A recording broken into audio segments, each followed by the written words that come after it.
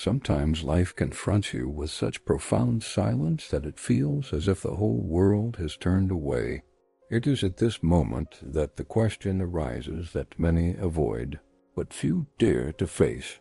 What if being alone is not a sign of weakness, but the first step to discovering a strength that almost no one knows? Some fear solitude as if it were an invisible enemy, a threat that must be fought before it devours everything around it.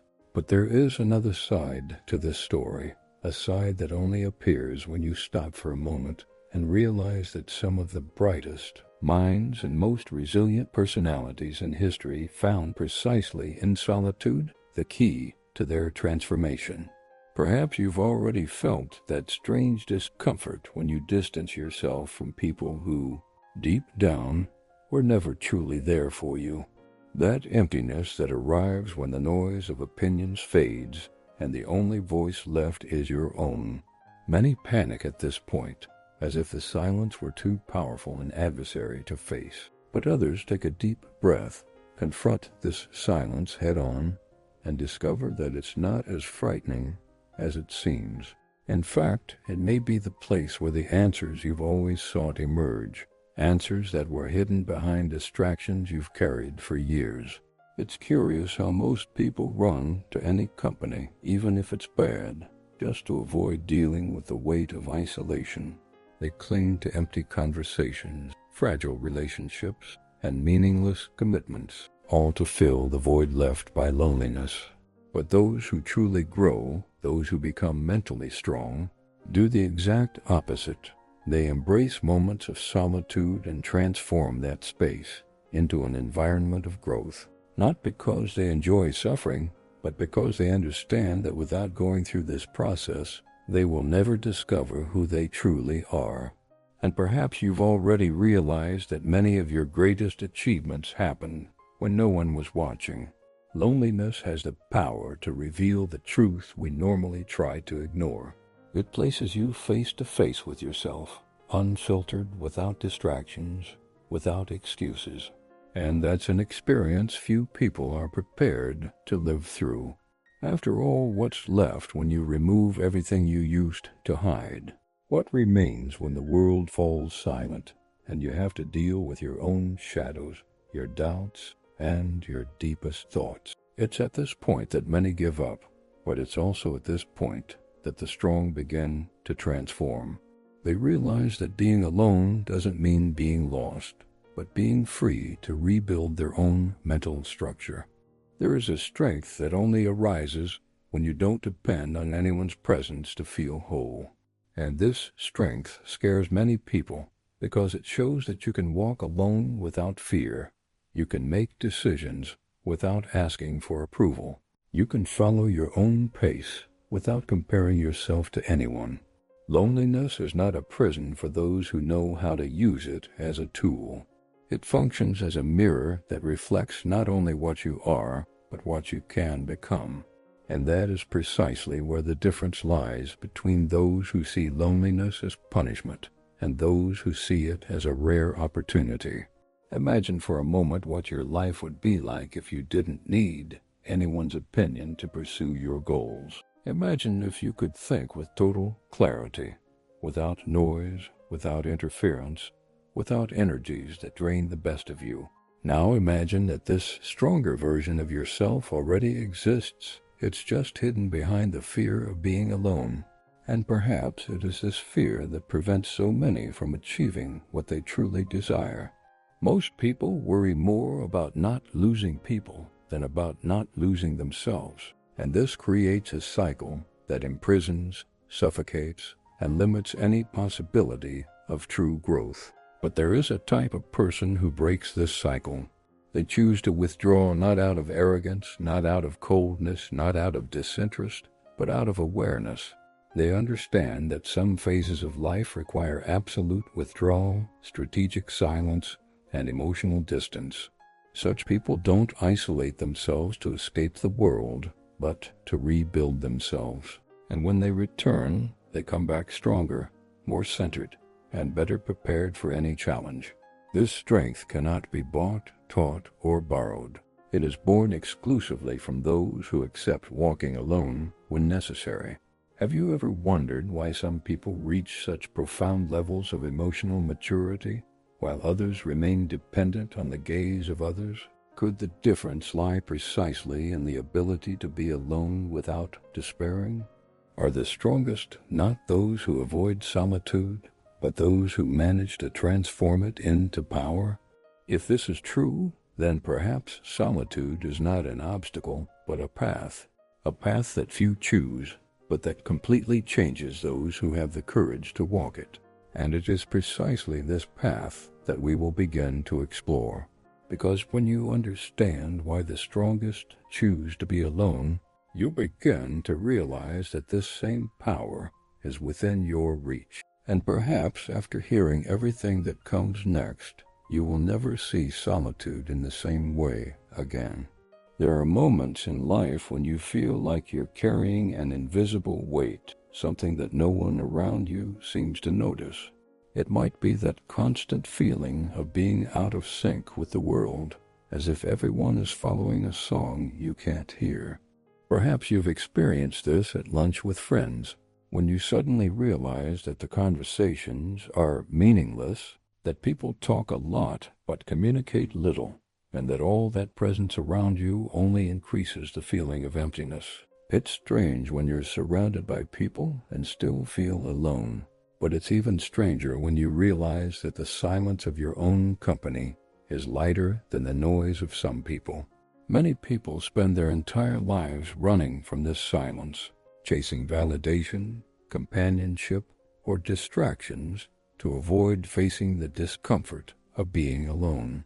But you've probably experienced that peculiar moment when you realize that by distancing yourself a little from the world, something inside you begins to organize itself. It's like entering a messy room, closing the door, and finally seeing the mess that was previously hidden by the rush. And although it's uncomfortable at first, a sense of clarity begins to emerge when the external noise disappears. This clarity is one of the reasons why the strongest choose periods of isolation. It's there that the mind finally breathes. Sometimes this realization appears unexpectedly. It might be during a solitary walk in the late afternoon, when the wind brushes against your face and you perceive a strange peace in that moment, something no superficial conversation could offer. Or it might arise in the early hours of the morning when you're awake, thinking about life, reviewing decisions, confronting fears you never dared to admit. At those times, solitude doesn't seem like a punishment, but a kind of silent mirror that shows you everything you managed to ignore during the day.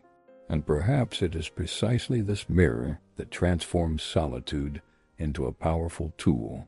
It's curious how some everyday situations reveal more about you than long conversations with other people. That day when you're surrounded by expectations, commitments, and obligations, but everything inside you needs a break. Or that moment when you realize you're wasting energy trying to please someone who wouldn't do the same for you. These are simple details, but they show how much the wrong presence weighs more than the right absence. And when you start to identify these small inconsistencies, something inside you changes.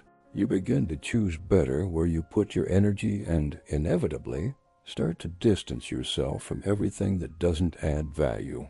Often, this distancing isn't planned. It begins with small gestures, small refusals, small silences. You stop responding to messages you previously felt obligated to answer. You avoid gatherings you used to attend just to avoid disappointing anyone. And little by little, you begin to discover that the world doesn't crumble when you decide to prioritize yourself. On the contrary, it reorganizes itself. And in this process, you realize that not all the people who walked beside you were truly by your side. Some were only walking in the same direction out of convenience. Others were there to receive, not to give. This kind of revelation hurts, but it also liberates. And it is precisely at this point that something strange begins to happen. The more you distance yourself from superficial environments and empty relationships, the more you begin to feel whole. It's as if part of your energy, which was previously mercilessly drained, finally returns to you. And with this energy comes clarity, strength, focus. You become selective not out of arrogance, but out of necessity, as if you finally understand that being accompanied doesn't mean being in good company. And here an inevitable question arises. What is more lonely, being alone or being surrounded by people who don't understand who you really are? The answer isn't always simple, but it changes completely when you start to see patterns that previously went unnoticed. Perhaps you've already experienced that moment when you open up to someone and realize that the person isn't really listening. They're just waiting for their turn to speak. Or that instant when you realize you're fighting for people who would never fight for you. These are common experiences, but rarely admitted. And when you truly confront them, loneliness ceases to be a threat and becomes a conscious choice. This is where an element that few discuss, but that the strongest know well, comes in. Solitude is not just a refuge, it's a filter. It removes what is fragile, superficial, and distracting, leaving only what truly matters. It separates those who are truly with you from those who are merely occupying space.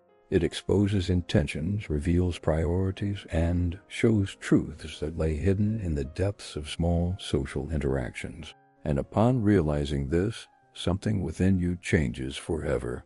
You begin to understand that solitude is not the end of a journey, but the beginning of a new one.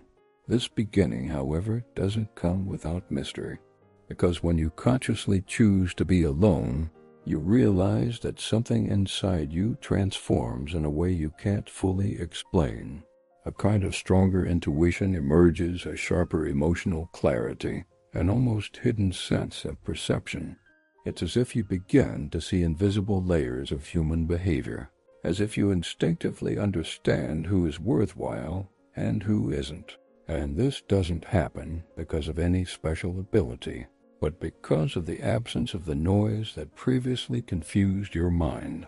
And perhaps that's why the strongest and most intelligent people throughout history have cultivated periods of isolation. Not because they wanted to distance themselves from the world, but because they wanted to see it better. Solitude offers a perspective that no group, no crowd, no influence can offer. It allows you to observe without being observed, to think without being interrupted, to feel without being manipulated. And often it is at this point that you find answers that change the course of your life. Over time, you begin to realize that solitude not only reveals who you are, but also who you can become. It functions almost like fertile ground where ideas, thoughts, and perceptions previously stifled by pointless conversations finally find space to grow. Some of these insights arrive slowly, almost silently, while others emerge like a sudden punch to the gut. It is in this intimate and silent territory that you discover that true strength doesn't come from what you show the world, but from what you build when no one is watching. And the more you realize this, the more you begin to find a sense of inner power that doesn't depend on praise, applause, or validation. With a clearer mind, you begin to notice details that previously escaped you. You start to understand your emotions more accurately, recognize your patterns, identify your mistakes without so much judgment, and learn to value the process itself. Solitude transforms how you interpret the world and especially how you interpret yourself. It challenges you to look at your deepest fears and realize that many of them only existed because you had never stopped to face them. And as this internal confrontation intensifies, a feeling of liberation arises that few people know. Something inside you begins to align in a way that until then seemed impossible. This clarity brings a strength that doesn't come from shouting louder, but from knowing exactly where you're placing your steps. And it's curious how the deeper you delve into this state, the less tolerant you become of superficiality. Things that previously went unnoticed now reveal themselves with uncomfortable clarity. The falseness in some relationships, the lack of reciprocity in others, the heavy energy of environments that drain more than they add. It's as if solitude sharpens your senses and makes evident everything you previously ignored to maintain the illusion of normality. And then an inevitable question arises.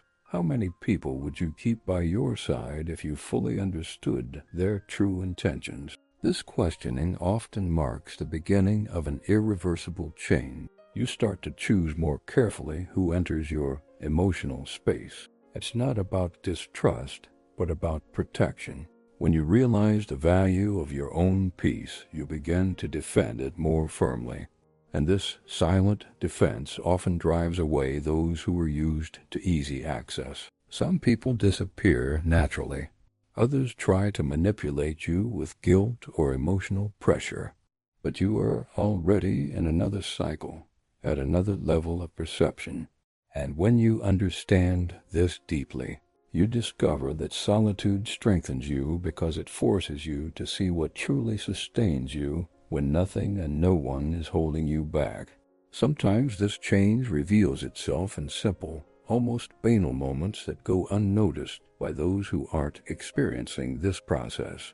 It's when a hurtful comment stops affecting you, or when you realize you don't need to respond immediately to everything, or when, for the first time, you can say no without feeling guilty. These are silent but powerful achievements. And when they begin to accumulate, you feel a profound internal shift, as if you were reclaiming parts of yourself that were given to the world without you realizing it. This raises a question that may be unsettling. How much of your life has been shaped by other people's expectations, and how much truly came from you? This question often arises in solitude because it eliminates the external noise that has always influenced your choices. When the world is silent, you truly listen to yourself, and sometimes what you hear isn't comfortable. You discover that many decisions were made out of fear, many relationships maintained out of convenience, and many paths taken due to invisible imposition. But it is precisely this discovery that creates space for genuine freedom. You begin to make more conscious decisions. You start to perceive what you truly desire and what you merely tolerated. And for the first time, you understand that solitude is not the absence of people, but the presence of yourself. And at that point, something unexpected happens. When you begin to perceive yourself more clearly, your patterns of interaction begin to change. You stop accepting emotional crumbs because you finally understand your own worth. You stop seeking company out of neediness and start choosing based on affinity. You stop fearing silence and begin to cultivate it as part of your growth. And this change, silent yet powerful, completely alters the way you see the world. It's like exchanging foggy lenses for clear ones. Everything becomes clearer, more honest, more real. But this lucidity brings another inevitable question. Can you still live at the same pace you did before? The answer, almost always, is no. When you experience the depth of your own company, you realize that many environments are too shallow for those who are looking at the world more attentively. You realize that many relationships are too fragile for those who have become more whole. And you realize that many conversations are too empty for those who have learned to value silence. This disconnection doesn't make you superior, only more aware. And this awareness changes everything. You begin to sense when someone is lying, when someone is manipulating, when someone is trying to use you. Solitude sharpens your perception like few other processes can, and at the same time it places you before an important revelation. Perhaps the strongest choose to be alone, because it is in silence that they see what most don't want to see. This expanded perspective profoundly transforms you. You begin to see social patterns as if you were viewing everything from above, observing movements, intentions, and masks. You realize how many people lean on groups not out of affinity, but out of fear of facing their own vulnerability. You realize how the constant need for attention is merely a disguise for insecurity. You realize how loud opinions hide silent uncertainties. And in seeing all this, you also perceive something essential. Perhaps solitude is uncomfortable for many because it removes all these masks, including your own. And then the final question of this part arises. If all illusions were removed from you now, what would remain? Loneliness began to reveal nuances that previously seemed invisible, as if each minute of silence opened a door to inner layers I didn't know existed. At first, I believed I was simply distancing myself from the noise of the world, but I realized I was entering unknown territories within myself. There's a specific moment, almost like a snap, when the mind realizes that no one is watching, no one is judging, and the weight of external expectations dissolves like smoke in the air. It is at this instant that something improbable happens. Perception shifts. Instead of seeking approval, curiosity arises about who you really are when you don't need to play any role. I remember walking down an almost empty road, hearing only the sound of my own footsteps, when I felt very clearly that time was passing differently. It was no longer rushed, it didn't pressure me. It seemed to have slowed down to allow me to observe. This feeling doesn't arise when we are surrounded by people. It appears when we are completely surrendered to our own rhythm. A curious study I discovered later said that the brain's perception of time changes when we are alone for long periods, creating a kind of expansion of consciousness that favors deeper reflections. That's exactly what I felt, as if my own memories were organizing themselves and beginning to show details I had never noticed before. Loneliness also showed me that many of the answers I sought were hidden in questions I never asked. It's strange to think that the absence of external voices amplifies our own, and when that voice becomes clear, it reveals uncomfortable but liberating truth. One of them was realizing how many decisions I made simply to maintain an image that doesn't even represent me. Only when silence became my only interlocutor could I see how many choices belonged to others, not to me. An unlikely event marked this phase. One day I found an old notebook I had written in years ago. In it I described dreams that no longer made sense, goals I abandoned out of fear, and behaviors I repeated without realizing it. Reading it alone, without distractions and without haste, had an impact I didn't expect. It was like looking at a version of myself that I hadn't yet dared to be honest with. The solitude forced me to confront this comparison head-on. And the most surprising thing is that I felt neither shame nor frustration. I felt clarity. It seemed as if that notebook had been kept to be read precisely at that moment, when I had the mental space to truly understand it. From then on, I realized that solitude is a kind of mirror that doesn't lie. It highlights our contradictions, illuminates our excesses, and reveals our strength. It's common to think that being isolated weakens us, but try being alone long enough to realize that no external noise can compete with the lucidity that comes from silence. Gradually, I realized that many of the conflicts I thought came from the world were, in fact, unresolved internal battles. And when the mind is quiet, these battles reveal themselves with impressive clarity. A curious fact I discovered later reinforced this perception. Researchers observed that when a person remains alone for long voluntary periods, the brain activates areas related to creativity, planning, and introspection. In other words, solitude is not emptiness. It's a laboratory. That's what I felt. Ideas I would never have had before began to emerge naturally, as if my brain were finally functioning correctly, without interference, without distractions, and without the emotional drama that accompanies the constant need for interaction. But perhaps the most fascinating thing of all was noticing how solitude changes the way we see other people. When you spend enough time with yourself, you learn to observe details that previously went unnoticed. Small gestures, tones of voice, intentions hidden behind simple phrases. It seems almost improbable, but the emotional distance generated by solitude allows you to better understand who is really around you and who is just taking up space. It's not a bitter conclusion, but a liberating one. When you learn to be comfortable alone, you stop accepting presences that drain your energy. This phase brought me a kind of peace I didn't know I was looking for. Not a romantic or idealized peace, but a practical peace, the kind that allows you to take a deep breath and make precise decisions. Suddenly, choices that previously seemed confusing became obvious. Paths I avoided out of insecurity became natural. Solitude created clarity, and clarity created strength. In the end, I realized that being alone wasn't a withdrawal from the world. It was a reunion with myself, and this reunion changed everything, as if I had finally returned to a place I should never have left.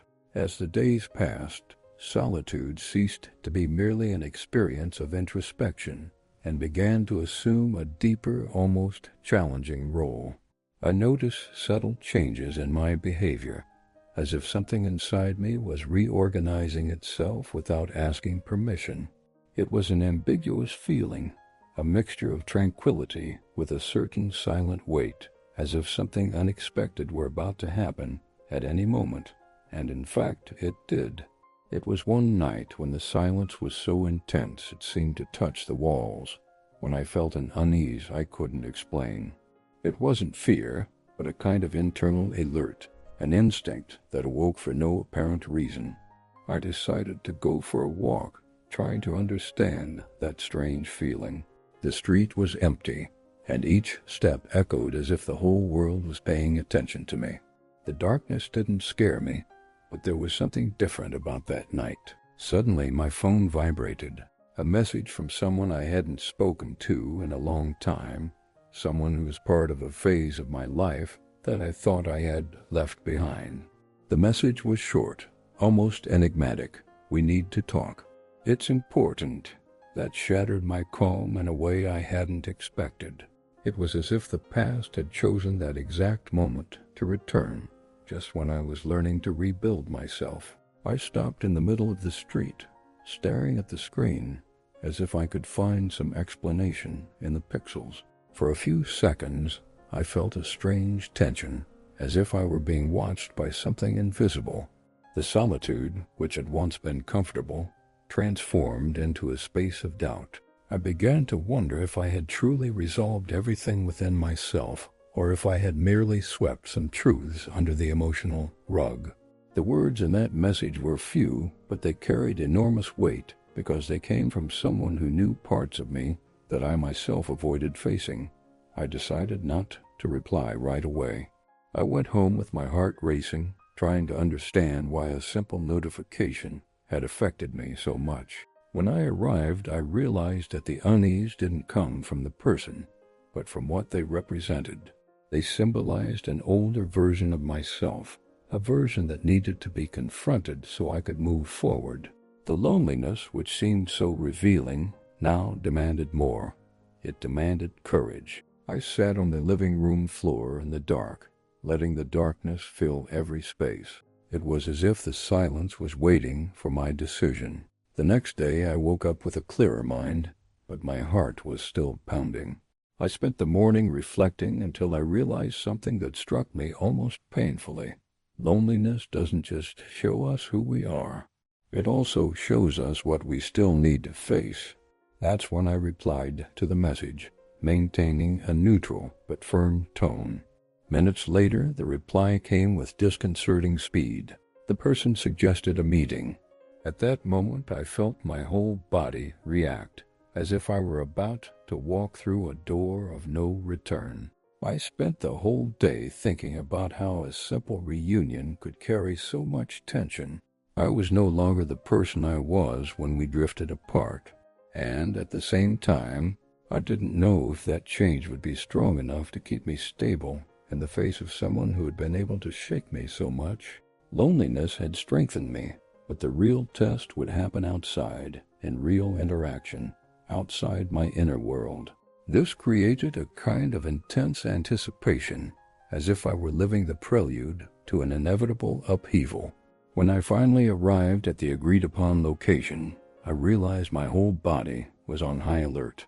There was a strange feeling of familiarity mixed with a cold distance. Upon seeing the person, I felt something I hadn't expected. It wasn't pain, nor longing, nor anger. It was simply awareness that I had changed more than I imagined. The conversation began with a heavy silence, broken by cautious phrases. Gradually, I understood that the person wasn't there to reopen old wounds, but to close chapters. The reason for the message was simple, yet profound. She too had undergone transformations and wanted to resolve unfinished business from the past. In the midst of that conversation, I had a realization that hit me like a shock. Solitude had prepared me for that moment. Each reflection, each silence, each inner discomfort had built a solid foundation that now allowed me to look at the past with strength and not with fragility. What had previously been an emotional storm became just another stage in my growth. I realized that the tension I felt didn't come from the situation itself, but from the fear of discovering that I was still vulnerable to what had already hurt me. But I wasn't, and this realization brought an unexpected calm. When we said goodbye, I felt something different inside me. It wasn't relief nor sadness. It was a feeling of profound liberation, as if I had finally closed a cycle that had dragged on for years. And it was at that moment that I understood the true purpose of solitude. It doesn't isolate us from the world. It strengthens us to return to it in a more conscious and less dependent way. As I walked back, I felt such intense clarity that it seemed to illuminate everything around me. Solitude was no longer a refuge, but a silent force that I carried with me. This unexpected episode marked the point at which I realized that the inner journey was coming to an end. But the denouement had not yet arrived. The expectation now was not one of fear, but of discovery. Solitude had transformed me, and I knew that the next step would reveal how far this transformation could take me. The story didn't end there. It was merely preparing for its final move. When I returned home that night, I felt that something inside me had finally found a resting place. It wasn't the end of loneliness, but the end of a silent struggle I had been waging with myself for a long time. The walk, the unexpected encounter, the conversation that closed a cycle, it all seemed to have fallen into place like pieces I didn't even know were missing. For the first time in a long time, I realized I wasn't running away from the world, nor protecting myself from it.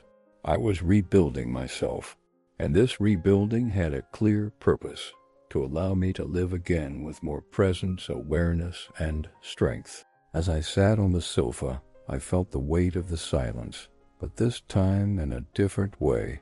It wasn't a silence that threatened to swallow me whole. It was a welcoming silence. It was as if it were saying, "Now you are ready to face whatever comes, ready to let go of what no longer makes sense, ready to move more lightly, without carrying stories that have already served their purpose."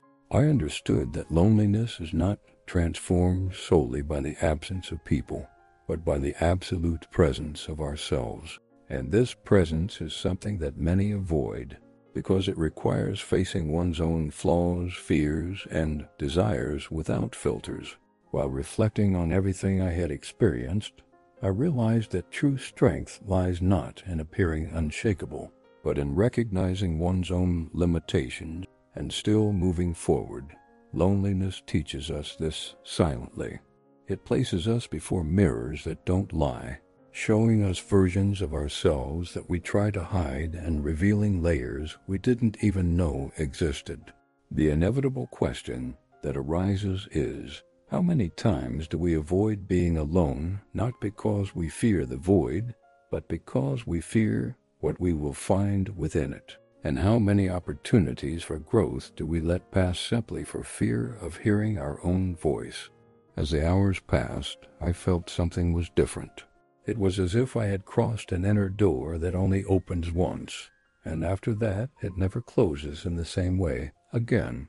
Solitude, which had previously been a territory of introspection, became a space of clarity.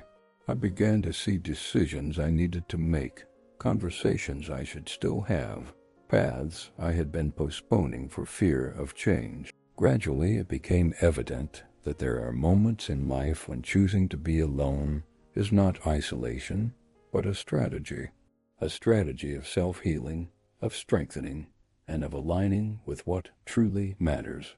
It was then that I realized that many people live surrounded by external noise simply to avoid hearing what their own hearts are trying to say. Solitude cuts through this noise. It creates fertile ground for reorganizing priorities, healing wounds, and discovering genuine desires. And the most curious thing is that when we finally embrace this process, we begin to realize that nothing that truly matters is outside of ourselves. The answers we desperately seek in the outside world were almost always already there, hidden beneath layers of distractions, expectations, and fears. Therefore, ask yourself, what have you been avoiding facing within yourself, and to what extent has this hindered your growth? As dawn approached, I felt an urge to start something new. It wasn't a specific idea, but a feeling of movement, as if everything I had experienced hadn't happened merely to help me understand the past, but to prepare me for a completely different future. I realized that solitude had transformed from an emotional state into a tool, a powerful tool capable of shaping thoughts, strengthening convictions, and building resilience. It was no longer an end, but a means. And for the first time, I understood that choosing to be alone is not about distancing oneself from people, but about getting closer to oneself. This understanding brought an almost physical liberation, as if I had let go of something I had carried on my shoulders for years. The tension disappeared, giving way to a firm, secure calm that depended on no one but myself. And it is precisely this emotional independence that so many people seek, but few find, because it requires courage to enter inner territories that we often prefer to ignore. But when we cross this path, when we face the silence without fear, we discover that it is not an enemy, but a guide that points to what we need to transform, abandon, or embrace more strongly. Looking out the window before bed, I saw the reflection of the sleeping city. Scattered lights, empty streets, a seemingly ordinary scene, but one that night seemed to carry a different meaning. I felt that solitude had fulfilled its purpose. It took me where I needed to be, shaped me, confronted me, and ultimately strengthened me. Now, the choice to be alone ceased to be a necessity and became a possibility to return to the world not out of neediness, but out of awareness. And that is a gigantic difference, because when we are complete inside, nothing on the outside has the power to bring us down in the same way. And that's what I want to leave you with today. Solitude, when consciously chosen, is a powerful path to true strength. It teaches you to listen to yourself, to understand yourself, and to rebuild yourself. And when you learn to walk alone, you also learn to walk with others again, without losing yourself in the process. If you feel you need this time, this silence, this reconnection with who you truly are, allow yourself to experience it. Don't run away, don't get distracted, don't sabotage yourself. The strength you seek may be precisely in the space you've been avoiding looking at. And when you finally decide to enter it, you will discover that you always had more power than you imagined. If this message touched you in any way, please like this video, leave a comment, even anonymously, if you prefer, and subscribe to the channel to continue this journey with me. Your participation is what keeps this space alive, and together we can transform every silence into strength, every reflection into movement, and every moment of solitude into an opportunity to be reborn.